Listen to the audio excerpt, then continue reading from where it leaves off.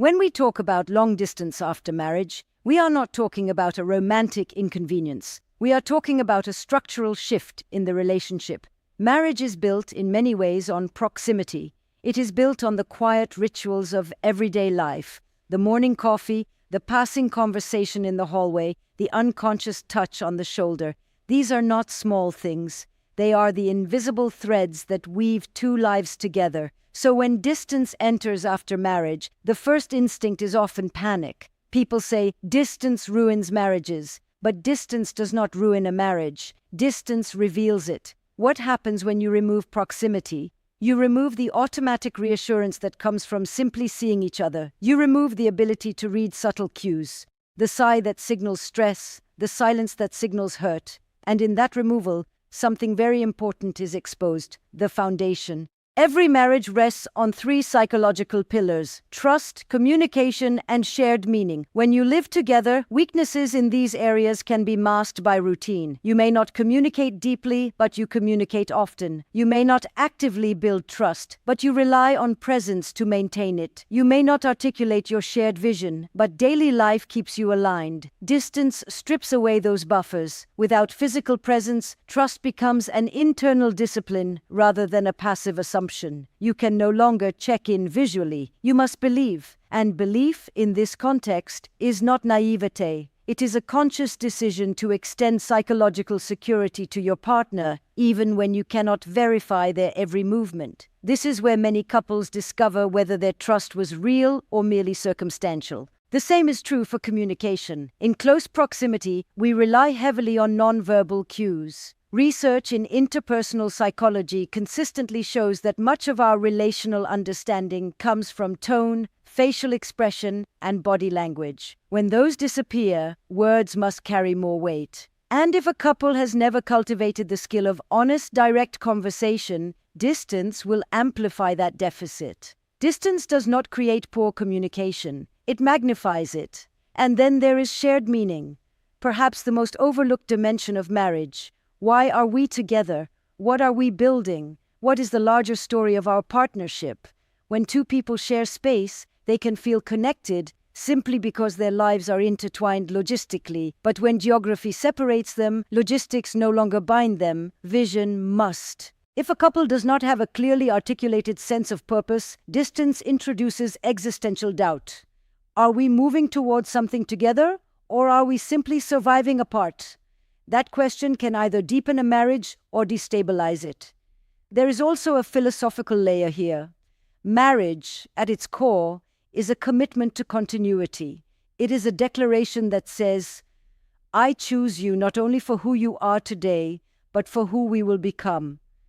Distance interrupts the visible continuity of shared life. You are no longer witnessing each other's daily evolution in real time, and that can create a subtle anxiety, the fear of growing apart. But here is the paradox. Distance can also intensify intentionality. When you cannot rely on default closeness, you must choose closeness. When you cannot share space, you must share attention. When you cannot touch, you must articulate. In this way, distance forces couples to engage consciously with aspects of marriage that proximity often allows them to neglect.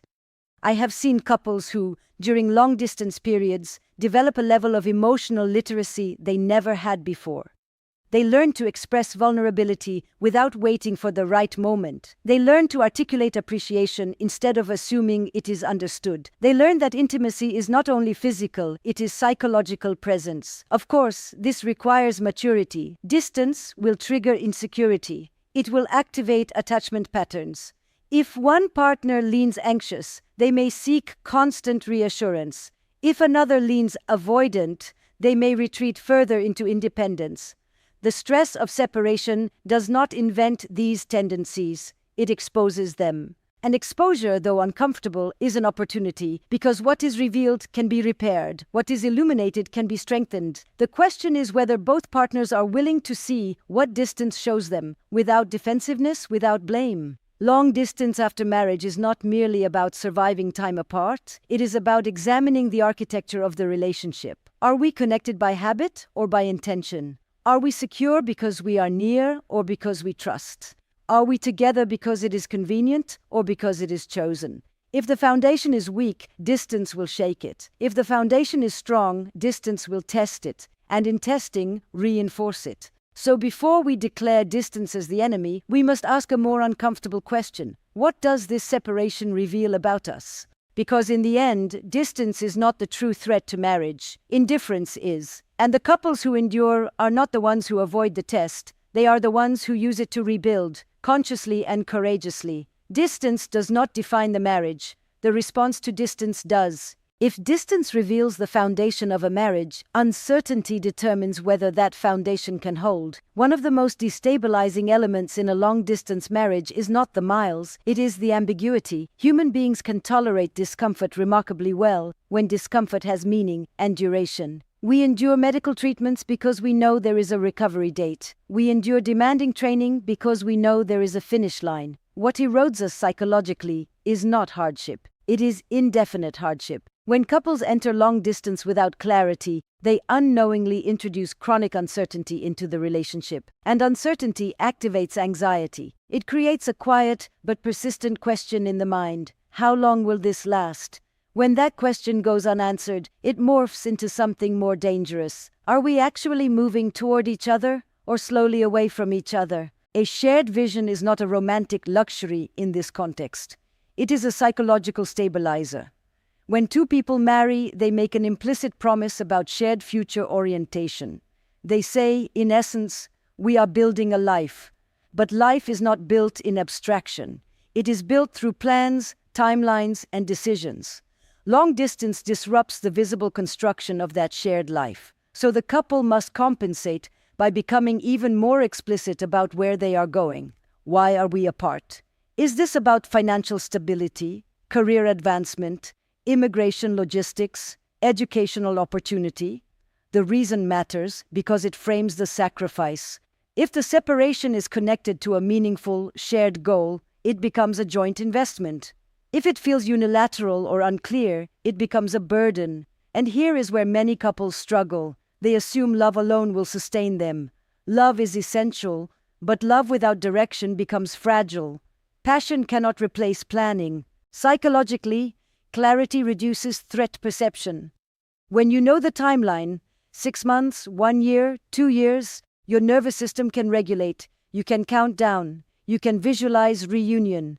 The distance becomes a chapter, not the entire story. Without a timeline, the mind drifts toward catastrophic thinking. What if this never ends? What if we get used to living apart? What if independence becomes preference?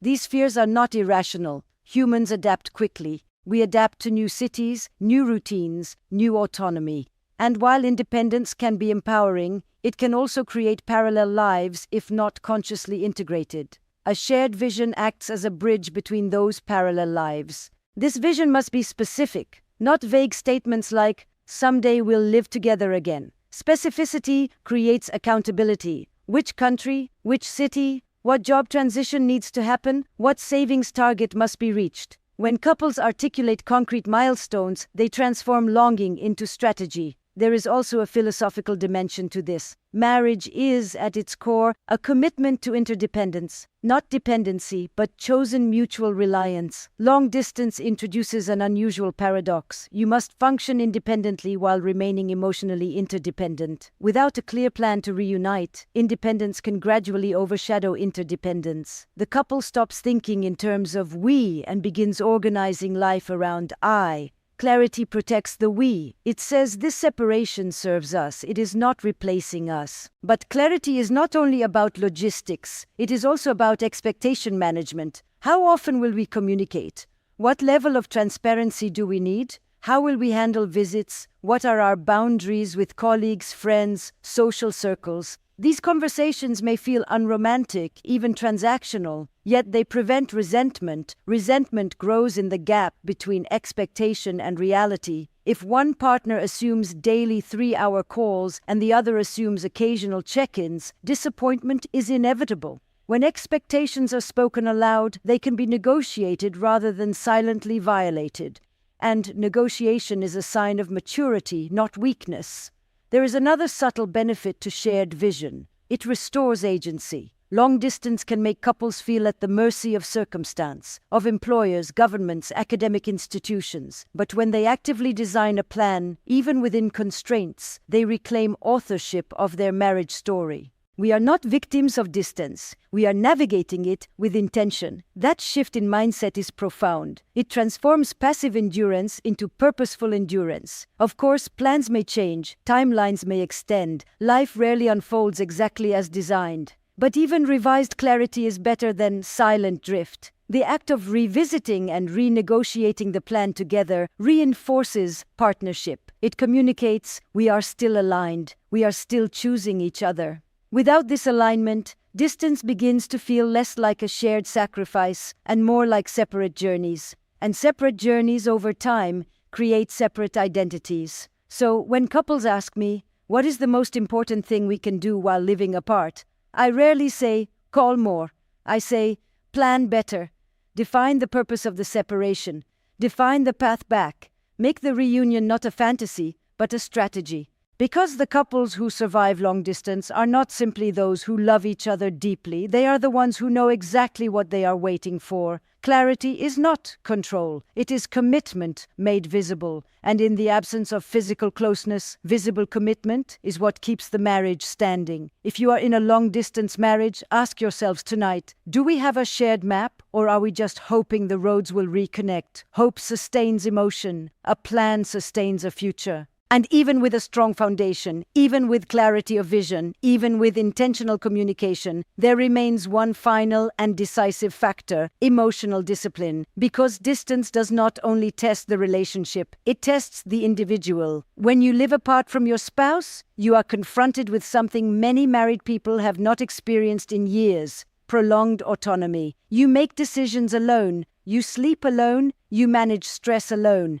And in that autonomy, two opposing forces emerge: empowerment and vulnerability. On one hand, you may feel stronger, more self-reliant, more focused. On the other, loneliness can become acute. And loneliness is not merely an emotion, it is a psychological state that alters perception. When we feel lonely, we are more likely to interpret neutral events as rejection. We are more sensitive to tone. We are more prone to comparison. Emotional discipline is the ability to regulate those reactions before they become actions. It is the pause before accusation, the breath before assumption, the decision not to send the message written in anger. Long-distance marriage amplifies imagination. When you cannot see your partner's world, you fill in the blanks. And the mind, when anxious, tends to fill blanks with threat. A delayed reply becomes a story. A busy evening becomes suspicion. An unfamiliar name mentioned casually becomes a narrative. Without discipline, imagination can sabotage trust. But discipline is not suppression. It is awareness. It is recognizing, I am feeling insecure right now, rather than declaring,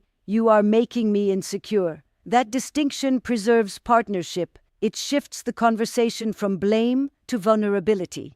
There is also the discipline of loyalty, and we must speak about this directly. When people hear the word loyalty, they often think only of physical fidelity, but emotional loyalty is equally critical. In long distance, you will meet people who are physically present in ways your spouse is not. Colleagues who listen, friends who notice your mood, acquaintances who admire you. Attention is powerful, especially when you are deprived of it at home. Emotional discipline means recognizing the subtle shift from harmless connection to emotional substitution. It means asking yourself difficult questions. Am I sharing something with this person that I have not shared with my spouse? Am I seeking comfort here because it feels easier than navigating distance? Infidelity rarely begins with intention. It begins with unmanaged loneliness. Discipline does not mean living in fear of betrayal. It means honoring the commitment you made, especially when it is inconvenient.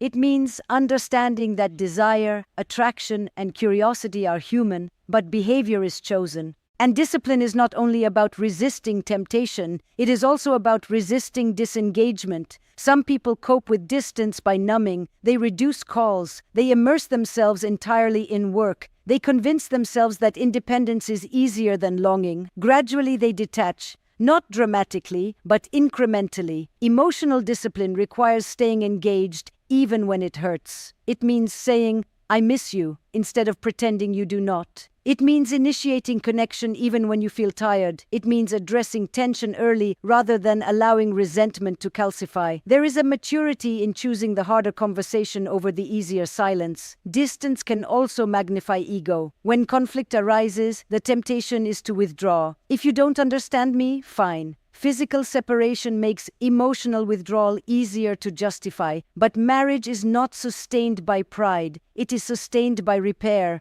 Repair requires humility. It requires the willingness to apologize without qualification, to clarify without defensiveness, to listen without preparing your rebuttal. These skills are difficult in proximity. They are essential in distance. And perhaps most importantly, emotional discipline means managing your inner narrative about the marriage itself. If you repeatedly tell yourself, "This is unbearable, this is unfair, this is impossible," your behavior will eventually align with that story. But if you frame the distance as purposeful, temporary, or growth-inducing, your resilience expands. The meaning you assign to the experience shapes your endurance of it. Long-distance marriage is not sustained by intensity of feeling. Feelings fluctuate. Some days you will feel deeply connected.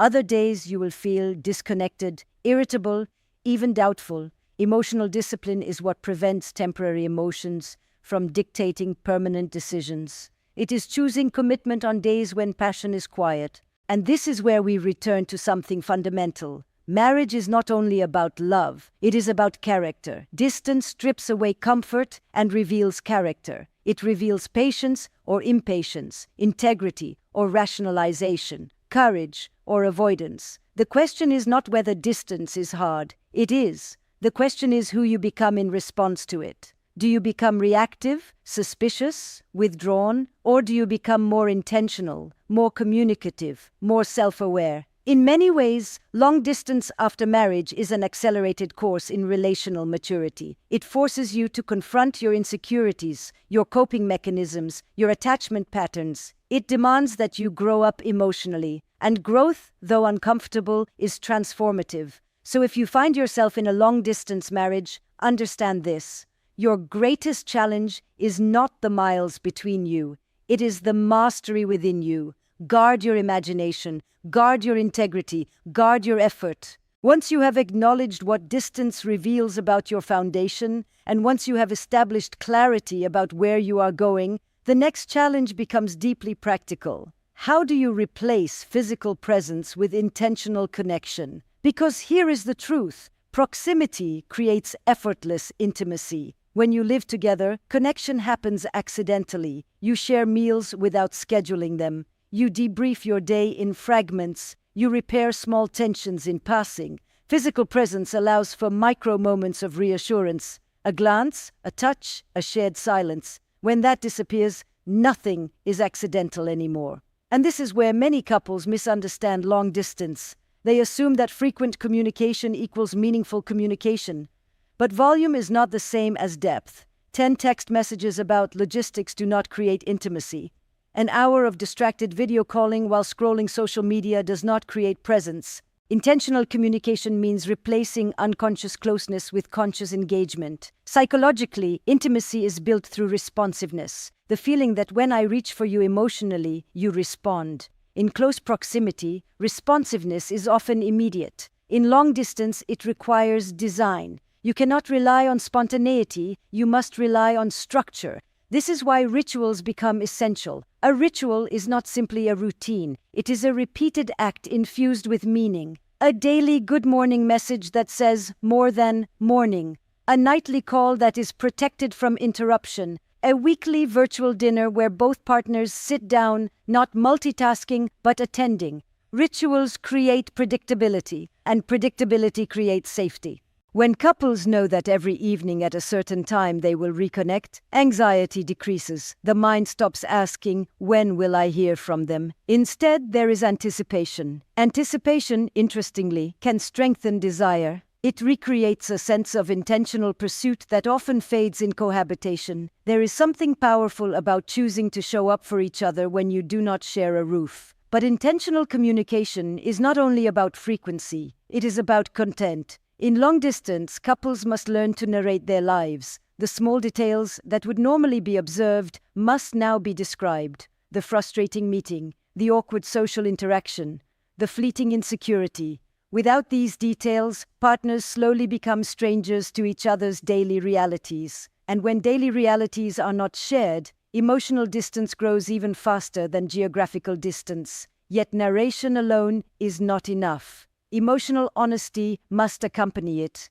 It is tempting, especially when apart, to protect your partner from your stress. You might minimize your loneliness so they don't feel guilty. You might hide your frustration so as not to add pressure. But protection can become isolation. If both partners edit their inner world too heavily, the relationship becomes polite but shallow. Intimacy requires vulnerability. That means saying, "Today was harder than I expected." It means admitting jealousy without accusation. It means expressing longing without turning it into blame. Vulnerability invites closeness. Criticism invites defensiveness. There is also the matter of conflict. Many long-distance couples avoid difficult conversations because conflict feels more threatening without physical reassurance. You cannot hug after an argument. You cannot read body language to gauge repair. So couples postpone tension, telling themselves they will deal with it later. But unresolved conflict festers in silence. In fact, long-distance demands even more skillful conflict resolution. Clarity in language becomes critical. Tone must be deliberate. Assumptions must be checked rather than acted upon. A delayed response to a message should not automatically become a story of rejection. Here, emotional discipline and communication intersect. Intentional communication also means protecting quality over convenience. A 5-minute fully present conversation can be more intimate than an hour of half attention. Presence is not about duration, it is about depth, and depth requires boundaries. This may sound counterintuitive, but constant contact can actually erode attraction. When every moment is reported in real time, there is no space for individuality. Long distance, paradoxically, offers an opportunity to maintain a healthy separateness, to cultivate personal growth, new experiences, intellectual expansion, and then bring that expanded self back into the relationship. Desire often thrives in the space between two distinct individuals, not in total fusion. So intentional communication is not about surveillance. It is not about tracking every movement. It is about staying emotionally accessible while allowing each other to remain whole. This balance is delicate. Too much distance in communication creates detachment. Too much intensity creates pressure. The art lies in rhythm, knowing when to connect, when to listen, when to give space, and when to lean in. Ultimately, when you cannot share space, you must share consciousness. You must actively enter each other's mental and emotional worlds. You must say, in both words and actions, "I am still with you," not geographically but psychologically. Because marriage is not sustained by walls or furniture, it is sustained by attention, and attention, unlike proximity, is always a choice. So ask yourself, when you speak to your partner tonight, are you merely exchanging information, or are you cultivating intimacy? Distance removes the automatic. What remains is intention, and intention, practiced daily, becomes the new form of closeness. Because in the end, distance does not erode a marriage on its own. Undisciplined emotion does. And the couples who endure are not the ones who feel the least loneliness. They are the ones who respond to loneliness with loyalty, clarity, and courage. The miles are temporary. The character you build in the meantime is permanent.